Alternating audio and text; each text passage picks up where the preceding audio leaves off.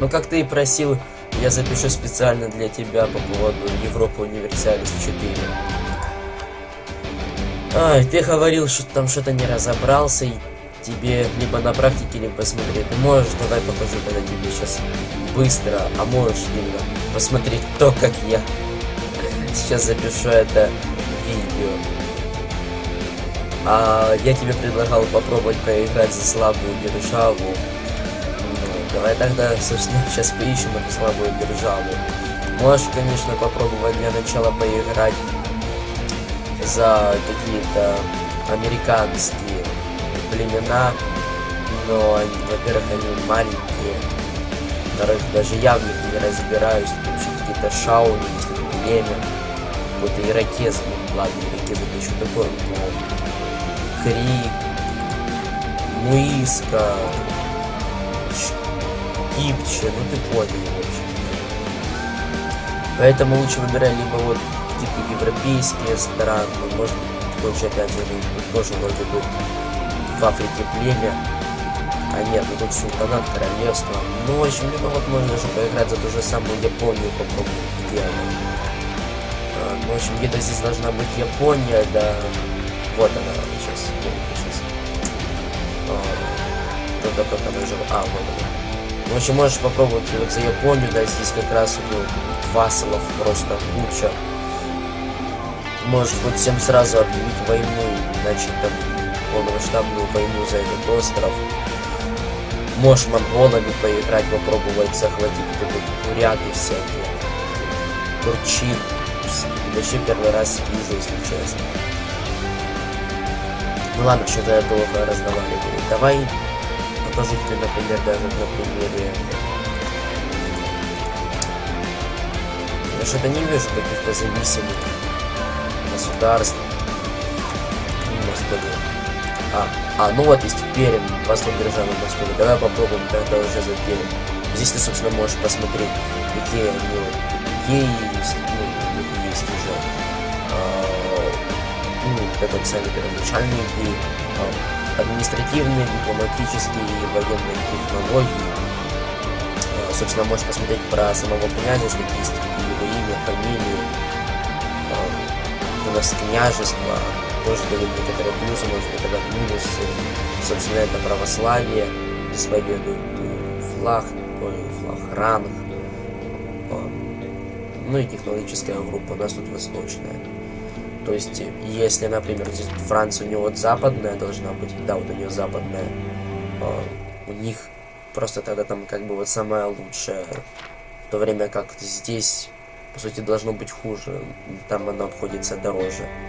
Ладно, давай попробуем за Пермь, я, кстати, никогда за него не играл, поэтому можно за него вот попробовать. Выбирай нормальный режим себе. Ну я еще тебе забыл показать, что ты можешь попробовать. Ну, посмотреть, подходит ли тебе это вот по территории, что ты вообще будешь делать, как будешь себя вести, вот, например, вот еще многое зависит от твоего месторасположения. Вот, например, здесь, собственно, сама вот эта вот Московия, там дальше, где тут это вот, да, Литва. И вот, например, если ты захочешь воевать против Литвы, то ты не сможешь, ведь мы вассалы, и от нас это не зависит. То есть, например, вот мы сейчас зависим от Московии, да, и если они, вот, например, объявят войну Литве, то только тогда мы сможем, ну, нападать, там, завоевывать. А так, то мы ни на кого не можем напасть, можем только получать отношения, вот, например, Казань. Союзы вот можно только поддержать национализм наш. Ну и то это у нас тут должно быть желание свободы 50%. Только чтобы мы там могли объявить войну. То есть просто так в Москве мы не можем объявить войну. Ну даже сейчас могу вот показать, пусть идет время. Вот это вот тут может ускорять замедлять время. Рекомендую сразу поставить на все 4 галочки. Мне, правда, почему-то FPS резко упал. Не знаю почему. Ну, сейчас вот тут будет какой. Вот, мы можем предложить военный союз, но как мы можем предложить военный союз, если мы и так, по сути, с ними в военном союзе? Так, но Тюбик не может поддержать независимость своего господина. Кстати, дипломатический брак нам в Москве предлагает. Давай заключим. Кстати, вот для начала еще тоже вот зайди, вот можешь пока что это вот все оставить, да, там пусть развивается без тебя.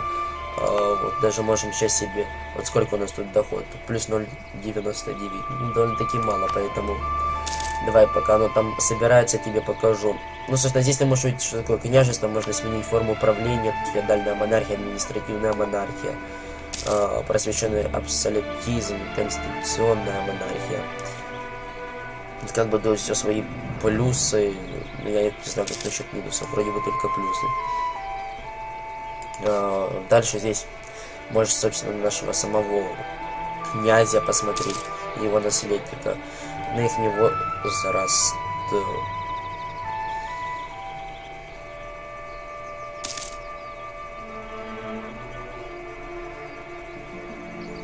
Ничего не удивляет, нет? То есть князю 20 лет, а его наследнику 25.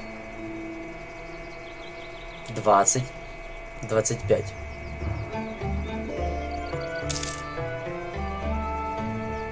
Ладно. Ну, собственно, это уральская у них тут культура. Ну, там тоже зависит, ну, как ты будешь распределять ее по провинциям. Это модификаторы державы. То есть, вот ты тоже можешь посмотреть, и тут опять же идут свои плюсы, минусы. Например, стоимость стабильности плюс 55,3%. Это вот находится в стабильности и экспансия. От стабильности зависит, вот даже сам можешь посмотреть, доходы от налогов, ну, сама стоимость стабильности, то есть чем больше у тебя стабильность, тем она дороже стоит. Ну, вон там есть каждый уровень положительной стабильности имеет следующий эффект: национальные беспорядки минус 1, доход от налогов плюс 5, но стоимость больше, и эффективность миссионеров плюс 0,5. Миссионеры, ну, нужны для того, чтобы религию изменять. Вот, например, это православие, то есть нам не надо, потому что как бы это наша. Вот если бы, например, у нас был бы сейчас Перм, то нам бы пришлось бы изменять с шаманизма, господи, в... Ладно. Ну вот, как раз таки есть у нас тут в Кудымкаре, господи, в Кудымкаре у нас религия шаманизм, и вот мы можем изменить. Здесь вот можешь посмотреть, что вот мы действительно хотим, и так далее, сколько это приблизительно займет для того, чтобы обратить провинцию Кудымкар в религию православия. Ежемесячный прогресс миссии равен 3,6. Здесь вот это вот можешь посмотреть, что это будет давать, что изменит. Так, но перед этим я еще хочу кое-что. Кстати, да, вот по поводу всяких событий. Вот, дворяне требуют сохранения привилегий. Поскольку Ермолай I всегда стремился укрепить свою власть, он последовательно лишил дворян их привилегий. В конце концов, терпение аристократов лопнуло, и они открыто выступили против действий правителя. У тебя здесь может быть хоть 3, хоть 4, хоть 5 вариантов действий. Но вообще по поводу падения метеора, кажется, 6 вариантов. В любом случае, как бы ты не ответил, все равно у тебя будет стабильность минус 1. И вот тут есть принять их требования или игнорировать. Если мы и примем их требования, то у нас престиж уменьшится на 10%, но дворяне получат 10 влиятельности. Это наш престиж, собственно, от него зависит стоимость, боевые духи, ну, то есть боевой дух, там, прирост отношений, даже, кажется, деньги, там, тоже что-то, вот, глобальное торговое влияние в резервном решении, то есть лучше держать престиж хотя бы плюс 10, хотя бы. Ну или мы вот, кстати, можем игнорировать их требования. Я, кстати, не знаю, что дворяне там, типа, они могут восстать, скорее всего. Но тут национальные беспорядки плюс 2. Ну, лучше игнорировать их требования, пусть там потеряют. Ну да, вот видишь, собственно, вот этот беспорядок, пункт, как хочешь, так и называй. Вот тут они требуют снижения налогов. Но мы можем принять меры, либо принять их требования, что мне это совсем не нравится, особенно если престиж уменьшится на 50%, это вообще будет плохо. Или вот повысить стабильность. Вот, это нам займет административное, да, это нам займет сколько? 155 из 306 административных очков. Административные очки нам даются за счет правителя, то есть вот наш правитель, способности к управлению. У него тут 6, то есть на месяц будет плюс 6. И вот тут сам ежемесячный прирост плюс 9. Базовое значение 3, то есть как бы это там еще зависит. То есть, например, если твой наследник, у него сколько тут? Тоже 6. Ну, в общем, если бы у него там было 1, а то еще меньше, то есть вообще, ну, то тогда он тебе не росло. Там, возможно, за счет чего-то другого росло. Опять же, за счет там, всяких бонусов. Кстати, наверное, той же самой стабильности. Но если бы там, например, вот действовали другие модификаторы, то там бы шло в минусы, то есть было бы намного все хуже. Так, на чем я снялся? Вот это вот шаманизм. Вот ты вот смотришь и вот выбираешь, нужно тебе это или нет. Я, кстати, хочу вот посмотреть, я просто играл с модом трус, поэтому я тебе... ну да, вот мы как бы можем, но не можем. Не доступно для принятия эдиктов. То есть как бы здесь ты можешь себе всякие бонусы давать, но сейчас мы их не можем ничего принять. Ну, здесь, собственно, это модификаторы. И вот ты можешь посмотреть, до какого года они будут действовать. Этот будет до следующего года.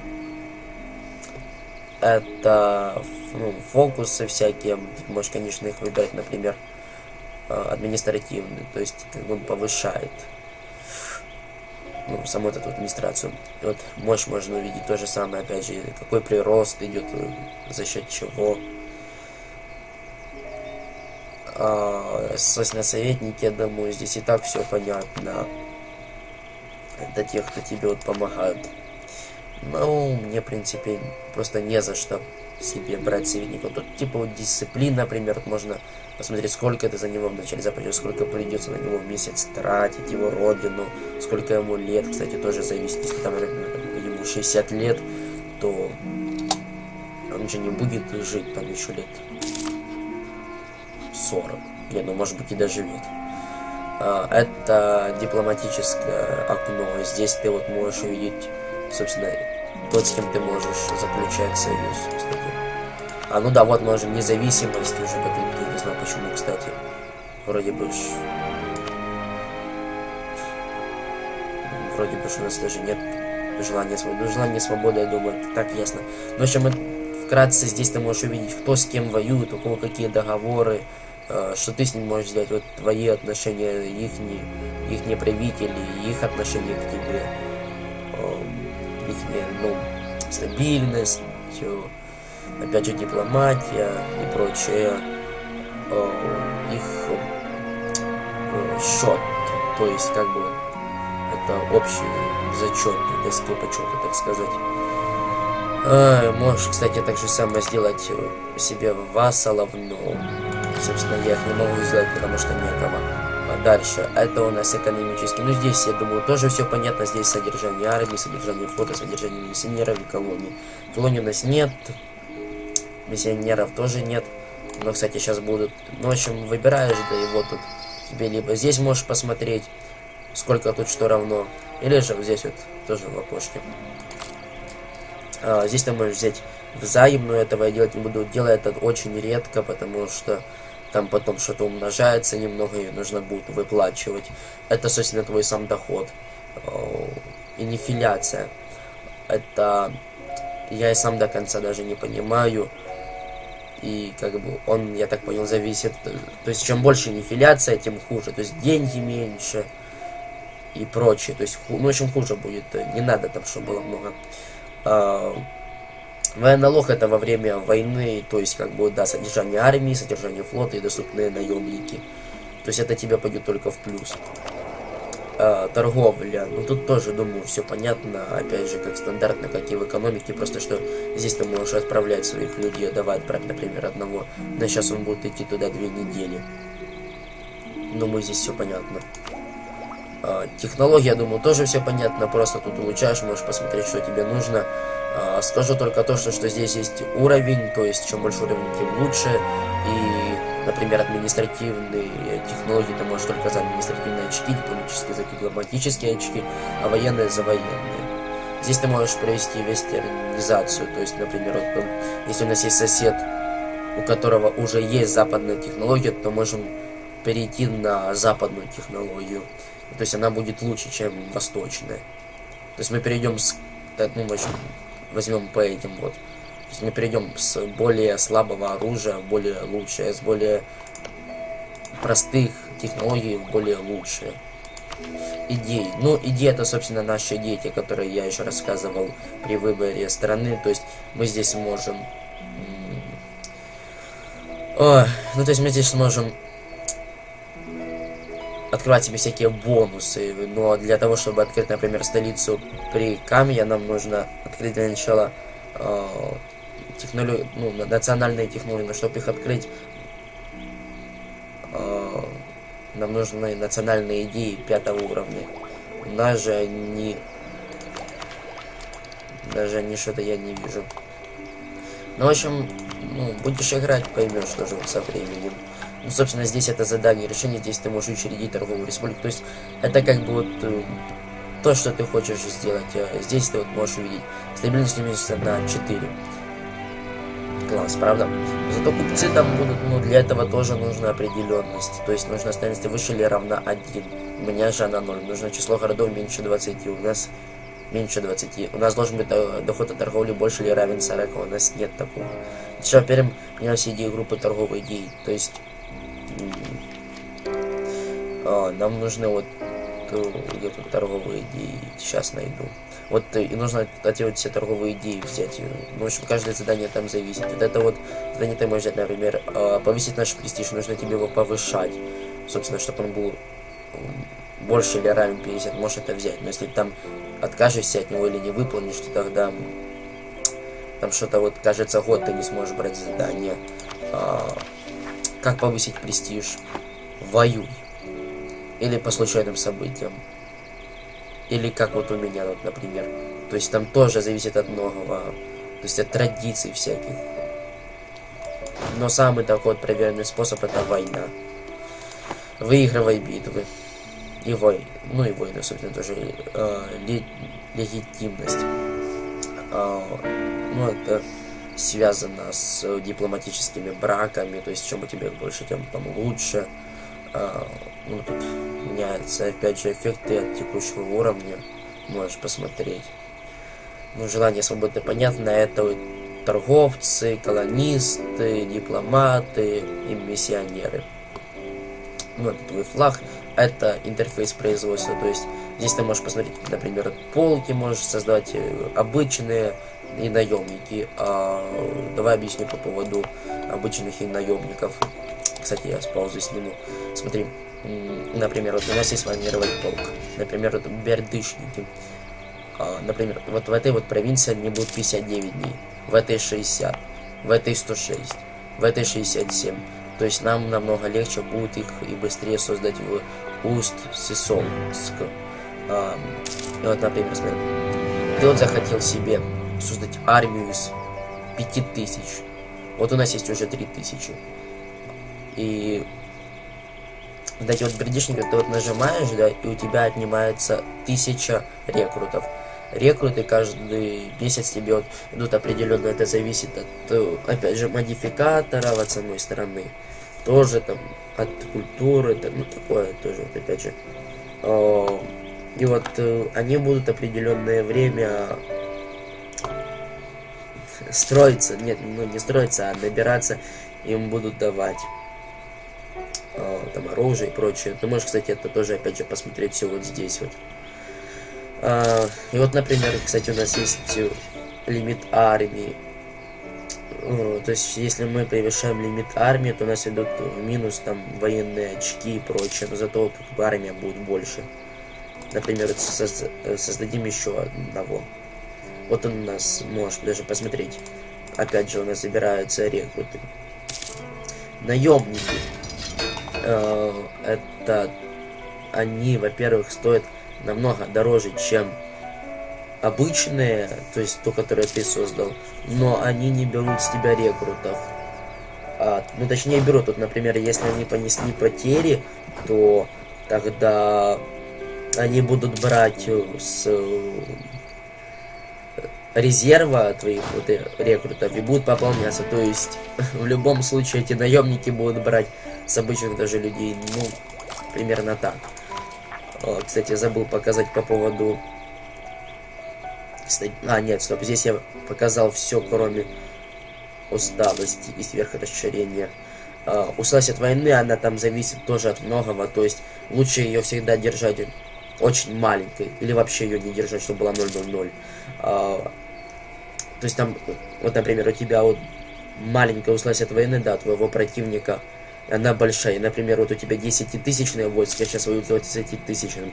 И если, например, у тебя 0,0, да, а у него там 10 уже усталость от войны, он ее не уменьшает, то у тебя есть шанс выиграть, если у тебя особенно хороший генерал, ну, полководец, собственно. Здесь ты можешь повысить стабильность, повышая ее там сразу, как я сейчас на 2, у меня вот плюс 2, все. У меня тут сейчас должно, по сути, да, у меня вот повысились деньги, было плюс 0,23 дуката, теперь плюс 0,29 дуката. Бороться с этими фанатиками пока что не буду, думаю, сами там себя убьют. Бесий у нас никаких нету, поэтому сюда пока что не смотрим. Сверхрасширение — это когда ты воюешь и там, например, вместо того, чтобы захватить одну провинцию, ты начнешь там захватывать 3-4 провинции. И там тоже вот зависит, это тоже там дают бунты, придется там все это перестраивать. Ну, в общем, тоже геморрой, так что там на свой страх и риск. Религия. Здесь ты можешь стать защитником веры, это тебе даст определенные бонусы, но и также там стоимость технологии будет стоить дороже. Но тоже хорошо. Для этого тебе нужен авторитет патриарха, то есть ты его можешь заработать в случайных событиях. Бери лучше в плюс, если ты хочешь защитника веры, или в минус, если там не хочешь. Честно сказать, я не знаю, что будет, если у тебя будет в минус. Скорее всего, ничего. Ну, никаких модификаторов не будет. Я не знаю. Это, собственно, не культура, а религия. Но здесь вот стоимость стабильности, терпимость и прочее. Ну вот сообщать, что вот даже вот, все, подожди. Итальянский инженер. Кстати, бери вот итальянских инженеров, потому что денег они не так много требуют, зато вот очки получишь вместо престижа. Вот видишь, Московия сообщила, что они Новгород объявили войну под таким как завоевание. И поскольку мы вассал, мы автоматически вступаем в войну. Войну ты можешь посмотреть вот здесь вот. Справа внизу. Обычно то, как бы, если у тебя одна война, то она здесь, если 2, хоть 3, хоть 5 войн сразу, то они тебе все здесь будут показываться. Давай я сейчас быстренько здесь тебе закончу объяснять и пойдем дальше. Военное дело, я думаю, тут тоже понятно. Все здесь вот твои традиции, боевой дух, защита крепости, то есть сколько-нибудь держаться, осадное умение и прочее. Здесь ты можешь нанять генералов или выбрать из, вот, например, уже правителя ты можешь делать генералом или наследника. Если если у тебя есть наследник, но умер князь, то наследник становится князем. Но если твоему наследнику было меньше 15 лет, то есть 14 и меньше, и умер князь, то тогда держава начинает править рентгенский, в общем, совет в правительстве, так сказать. И там у него тоже будут какие-то маленькие бонусы, например, там 3-3-3. Вот это, например. Кстати, по поводу этого права, то есть там чем выше права, тем лучше. Как бы меньше войны и прочее. Там, например, вот война за престол, так сказать. По поводу военного налога. Вот видишь, усталость считается, общее развитие. Вот, и видишь, тут как бы содержание армии. Вот, например, если у меня сейчас плюс 20, да, а я веду этот налог, я потрачу 50 военных очков, зато на 2 года вперед себе продлю это все. И вот у меня плюс 0,47. Уже неплохо, правда? Сейчас вот... точно, я еще не закончил. Ну, здесь вот ты можешь посмотреть группы подразделений, можешь взять другие, но для этого их нужно открывать. Можешь посмотреть их-нибудь мощь, натисковый боевой дух и технологии. Здесь тоже вот можешь посмотреть затраты и прочее. Субъекты. Собственно, здесь мы все взяли. И это... Опять же, доходы, там, сколько мы им отдаем. Кстати, да, можешь посмотреть вот здесь. Вот вассальные обязательства у нас были. Плюс 0,18, то есть мы 0,18 дуката отдаем Московии, потому что мы зависим из этого. мы должны выплачивать за свою свободу, ну, как сказать, свободу, не свободу, а за оборону. И сословие это здесь что-то наподобие. Вот священники, горожане и дворяне. Скажу честно, здесь вот будут везде по-разному. Например, вот, я вот играл же все-таки с Этрусом, и там, например, я играл за Старую Пруссию, у них там вообще были что-то наподобие, как созвать войска, так сказать. Нет, не войска, да, вот генералов, и как бы там, может тоже давать всякие негативные и бонусные модификаторы. Вот, например, сделать щедрое пожертвование, идти поддержку духовенства. Престиж опять же уменьшится, легитимность тоже уменьшится. Нам это не подходит. Ну, в общем, тоже можешь посмотреть, но поначалу лучше ничего тут не делать, пусть будет так, как есть. Ну да, вот оно, дворяне. Созвать совет, потребовать военную поддержку. Я сейчас потребую военную поддержку и потребую денег. То есть горожане потеряют 10 лояльности, но зато у меня казна увеличится. И сделаю щедрое пожертвование, чтобы посвящение как повысилось. Сюда и все. На этом все. Пока что здесь можем закрывать. Ну, здесь нам покажется война. Сейчас. Ну, это крепости тут как бы не смогут пройти. Ну, в общем, говорю, над этим сам разберешься. Вот тут у нас можем увидеть наши корпуса, вот, которые у нас есть. Здесь вот, например, 4000 пехоты и 1000 кавалерии и 0 артиллерии. Здесь, я думаю, и так все понятно. Здесь, если у тебя, например, 987, здесь 547, то здесь их можешь слиять, и там это как бы вот дает что-то. Я сам даже не понимаю, иногда я так делаю, чтобы было получше, помогать. Здесь ты можешь их разделить, можешь отделить наемников, дружественным армиям присоединиться, сам можешь присоединиться. Они к тебе могут присоединиться, с тобой ходить.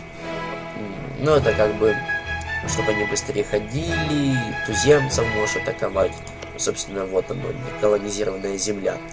Тут туземцев 5000, агрессивность, свирепость. Ну, как бы ты можешь завоевать эту землю, не завоевать, а колонизировать. Вот. У нас пока что нечем. Так, дальше. Вот, у нас тут есть командующий. Лучше всегда, чтобы был командующий. Вот, у нас есть, например, правитель, сейчас возьмем его, и наследник. И вот ты можешь просто посмотреть, нам, вот, у нас довольно такие плохие наследники. И князь, как бы, да, тут натиски, так, маневренность хорошая, но все остальное просто ужасно. Поэтому найми себе генерала, не пожалей 50 очков, вот, и то будет уже получше. Так что бери себе какого-то генерала. Но если у тебя есть князь хороший или там наследник, то бери их, это тебе будет без затрат. Будет намного лучше. И вот, например, у нас тут идет война, да, и нам нужно уже идти завоевывать. Мы можем посмотреть, как бы вот уже, да, сами поле боя. Ничего мы не можем посмотреть там, где мы не участвуем. Мы можем примерно вот по вот этим вот показателям. Нет, что можем. Вот. Можем увидеть, сколько их тут, какие бонусы, генералов, то есть полководцев. Понаблюдаем за этой вот битвой. Видишь, она вот идет. Тут кто у нас? Ну, мы, в общем, собственно, выиграли. Немного Московия. Да, союзник победил. Ну, в общем, тут им дается, опять же, вот престиж. Это вот дается плюс 1,03 престижа Московии. Военные традиции, это хорошее, там помогает. Зато военная усталость тоже дается, ее нужно будет уменьшать. У этих же престиж снялся, но тоже военные традиции увеличились. Также они потеряли войско. Им придется всем останавливаться. Теперь насчет этой вот иконки. Ну, здесь ты можешь посмотреть причину. Если причины нет, там просто будет пустое. Точнее, вот здесь вот цель войны будет пустое. Ну, начало, собственно, союзники твои и вместе с тобой вот Московия, Тверь, Псков, Пермь, Ярославль против одного Новгорода. Победа, поражение, счетчик, сами войска. Это, собственно, вот и все. Поэтому можем уже начинать. Дипломаты, чтобы мы могли себе как-то хоть помочь, нужно для начала подружиться с кем-то другим, например, с Литвой и с Казанью. Отправляем их улучшать отношения и берем свою маленькую бравую армию и несемся в... Как это у нас называется? Архангельск. Новгород. И несемся в Архангельск. Вот наши бравые солдаты, бойцы идут. Кстати, вот в этой вот версии, о, видишь, отступают. Вот и мы их сейчас можем перехватить и уничтожить. Точнее, они сейчас идут к нам, и у нас будет плюс того, что... Ну, сейчас, в общем, сам даже уничтожим. Все.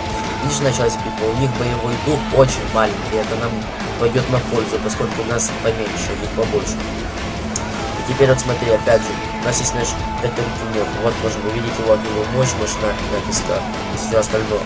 И можем увидеть нашего врага. Поскольку мы обороняемся, то нас атакуют.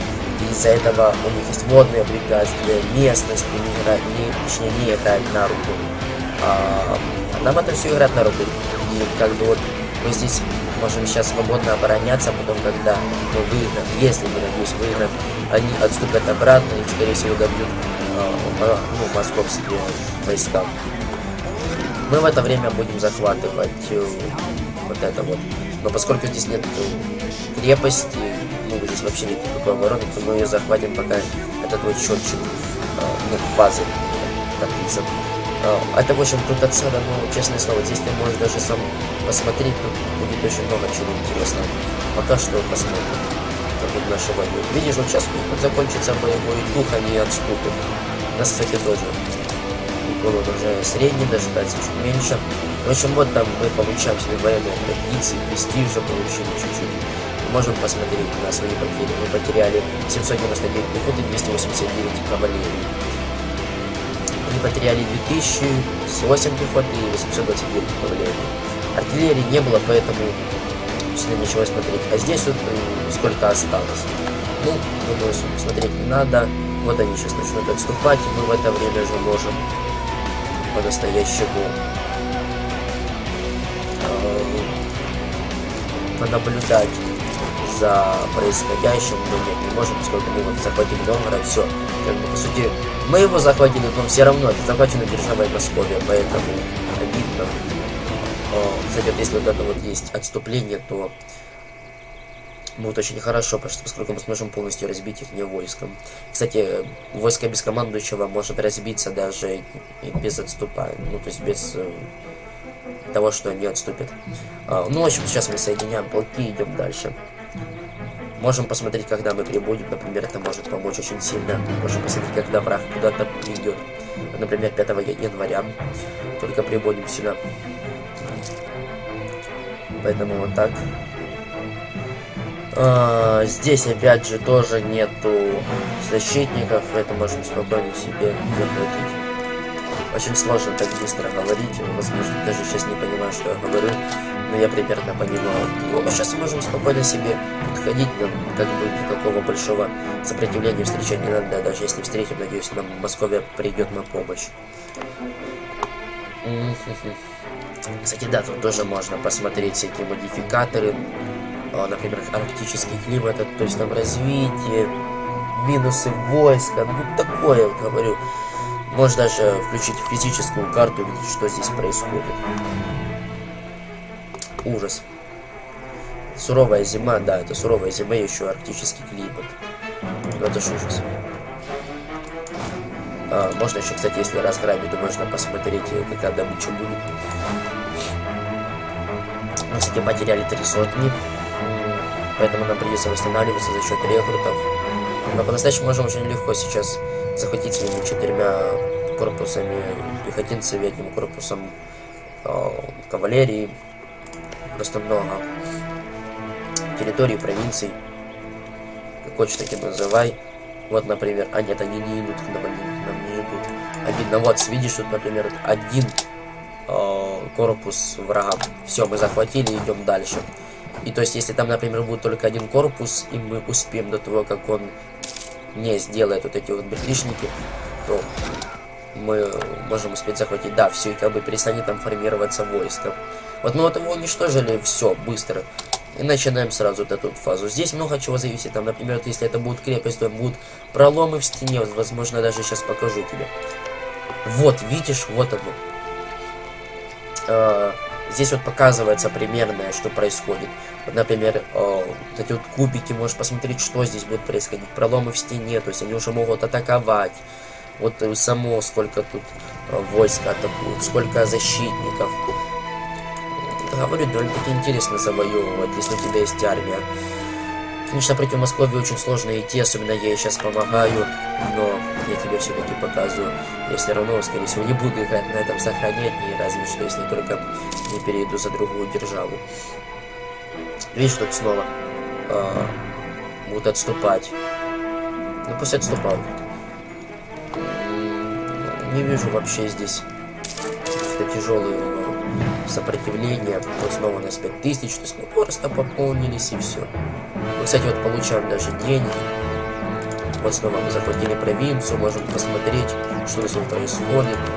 Как бы ничего страшного, даже можем со стабильностью уже просто максимум, плюс 3 вот военную усталость меньше сделали, чтобы не было у нас никаких негативных модификаторов.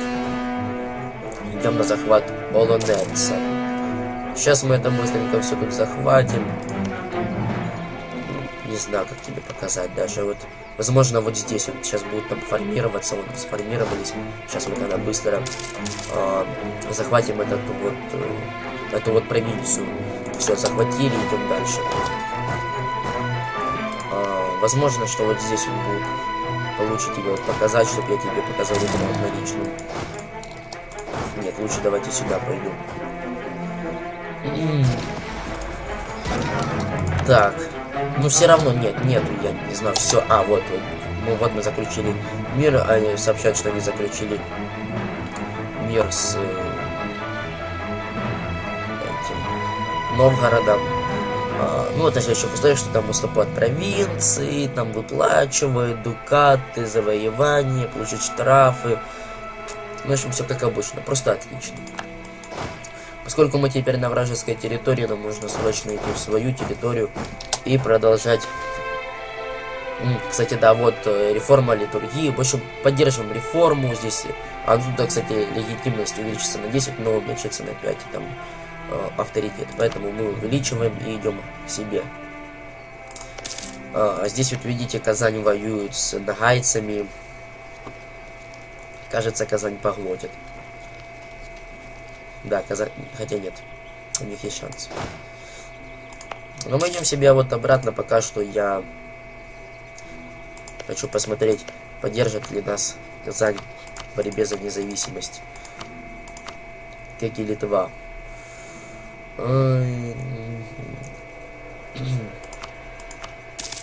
Ну-ка, династический брак.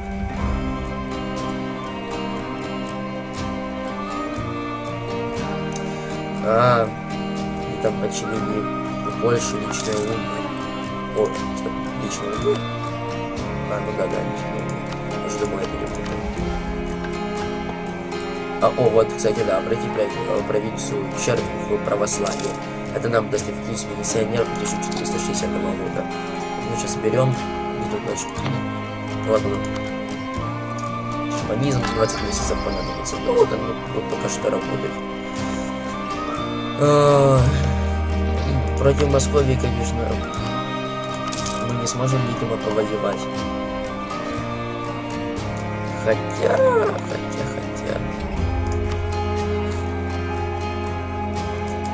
Только если мы... Так, ладно, я сказать, я пока что беру улучшение с Новгородом. То есть Новгород не улучшается. Секундочку, а то я просто очень быстро говорю. Даже аж закашлялся. Извини. Но опять же, вот волна мракобесия.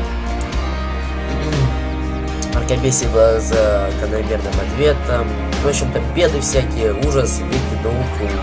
Все, давайте останемся в средневековье и убираем. Выбирай лучше национальные беспорядки. Настоящий будет получше. Ну, мне так лично кажется.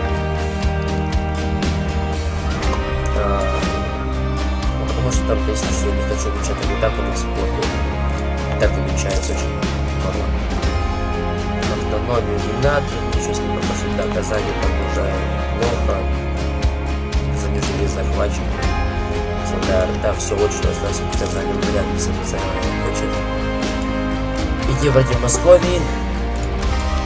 Зато можно попробовать этого Новгород и Литву. Ну, они, собственно, уже зависимые, поэтому лучше с Польшей. Сейчас он прибудет наш дипломат. Да, не хотят они нас поддерживать. Швеция, да. Ничего не могу с ними ничего сделать, ладно. Нужно дождаться такого момента, чтобы кто-то объявил войну Москве. Нужно нанести кому-то сильное оскорбление, например, в Золотой Орде. Вот нужно нанести оскорбление. Пусть нас возненавидит. Сейчас нам вернется наш дипломат. Нужно Литве нанести оскорбление. Польше давай нанесем оскорбление. Всем нанесем оскорбление, чтобы они начали воевать с нами, но при этом Московия заступится, мы объявим войну Москве, тогда мы сможем стать независимым, и они просто не смогут воевать на 3 фронта. А нет, на 2. Ну или даже на 3, если еще кто-то объявит войну. Крым вряд ли пойдет. Молдавия, кстати, очень хороший союзник. Я вот когда играл за Украину, туда они всегда были хорошими. Ну, союзники. Так, мы их уже недавно оскорбили. Да, давайте еще раз оскорбим. Что там? Жалко им, что Казань будем оскорблять. А Московию не будем, иначе ничего мы не сможем сделать. Даже Новгороду дадим оскорбление. Блин. Да, хотел подружиться, нанесем оскорбление сам себе. Сделал хуже. А они нас бы, наверное, потому же и поддержали. Ладно, окей, я сейчас протупил. Обидно. Ну, собственно, как-то так и живем пока что мы с тобой. Ладно, давай. Совет созовем. Прекрасно.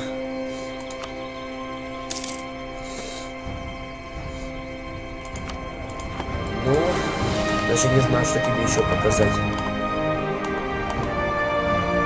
Собственно, по сути, это как бы и все, кроме, ну, да, ты, конечно, еще можешь строить флот.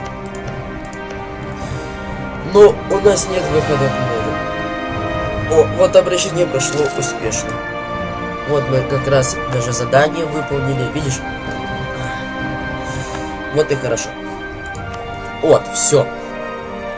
Чтобы до конца тебе показать начальное такое, это баталия. Вот получаешь ее и смотришь, что нам дается. Уровень тактики, боевой дух. Ужас. Я же заговорился.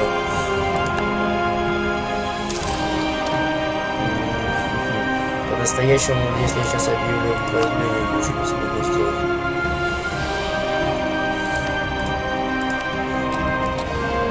Да ну-ка, ладно, 2 ем отправлю. Подарок.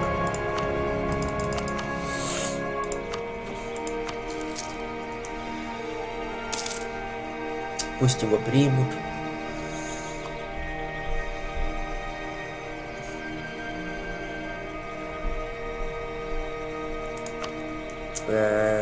Не, чтобы что-то поменялось.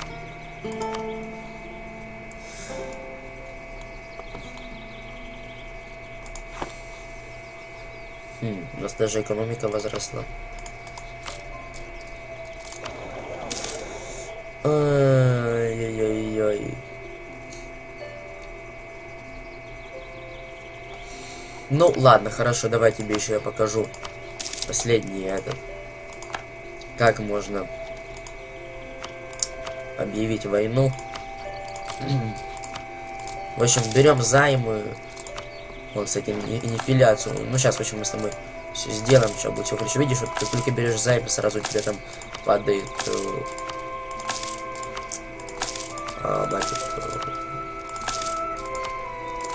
доход. Вот. Все это закрываем. Видим, что у нас есть 150 плюс 0,28. Все это просто прекрасно. Берешь наемников себе как можно больше. Вот просто по-быстрому, пока есть времечко. Так вот берешь, да. О, престиж плюс 10, прекрасно. В общем, берешь до себе, так вот объединяешь свои войска. Сейчас. Ой, ужас. Видишь, объявили войну Казани. Вот пока не будут заниматься НИИ, да, мы будем заниматься... О, все, вот это вот сейчас вот просто прекрасный момент. Сейчас я сохраню игру. Это просто прекрасный момент, чтобы начать войну. Так, берешь, соединяешь все свои полки, убираешь командующего, да, смотришь, если здесь нет подходящего, еще раз берешь. Фигня. Ну, да, собственно, мы не можем. Видишь, у нас тут очень много командиров, поэтому ненужных убирай. Просто убирай. Поэтому берешь вот так вот 10, например, вот корпусов, да, берешь вот так вот один и вот и прямо вот сюда вот. Вот пока есть время, пока вот они еще не знают, что мы собираемся против них воевать, вот посылаешь прямо туда. Вот сейчас они пускай уже дойдут наконец-то, и все, берешь, посылаешь и... Ай, да.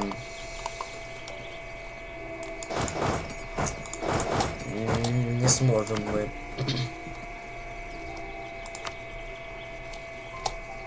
Объявить войну.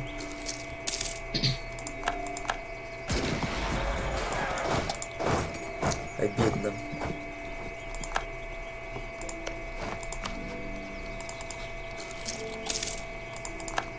Не понимаю почему. Давай попробуем. Еще раз сейчас. Ужас. Что-то я раскашлялся. В общем, все, начинаем войну. Все сразу военная усталость. Берем тут все, что можем. Сейчас. В общем, берешь, вот повышаешь быстро все, что можешь. Усталость от войны. Все, вот ты начинаешь брать просто неимоверное количество займов, хоть на все деньги, хоть сразу себя уничтожь, но если у тебя недостаточно денег, блин, бери займы. Пока у тебя не будет достаточное количество денег для войны. Для войны.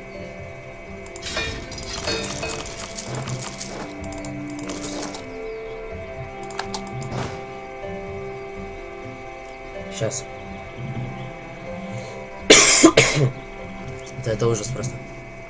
Быстро говорю, у меня еще микрофон плохой. Нормально. Возможно, не слышишь.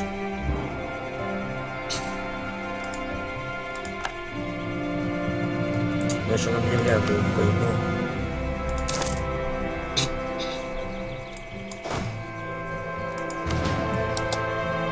Видишь, идут.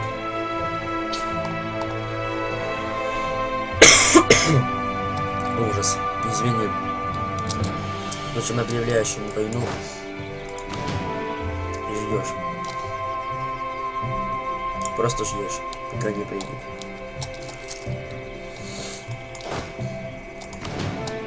И держишься. Мы, конечно, не выдержим эту атаку, это и так понятно. Но все же, показать надо.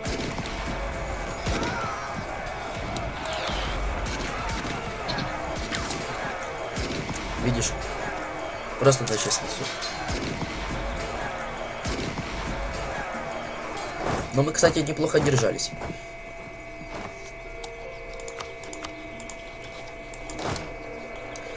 Но мы сейчас отступим к себе. Нас добьют.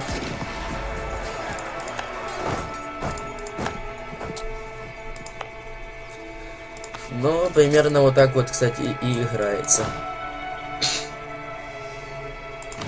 В общем, я тебе показал то, что хотел. Поэтому...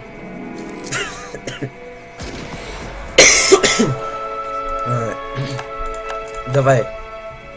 Надеюсь, если там захочешь, может быть, даже еще могу снять. Но вряд ли тебе с моим сейчас кашлем захочется это все слушать, если ты еще до этого момента досмотрел. Просто ужас какой-то. Я, в общем, раскашлялся, поэтому давай. Желаю тебе удачи, если что, отпиши, давай. Крепись в Европе. И играй, если хочешь для начала, то лучше в западных державах. Например, за ту же Англию. Во-первых, флот сразу будет доступен. И вот у тебя будет Дания, которую можно легко захватить. Помни, самое главное, это чтобы было примерно, например, вот у тебя 6 корпусов пехоты и 3 корпуса конницы. Это будет просто прекрасно. Как для начала, чтобы захватить Данию. Например, можешь вообще сделать так. Поначалу уничтожить ихнюю армию, а потом разделить все войско и поставить его на всех этих 4 провинциях. И ты их захватишь. И все. Так что давай, удачи тебе. Крепись, а мне выздоравливать. Давай, пока.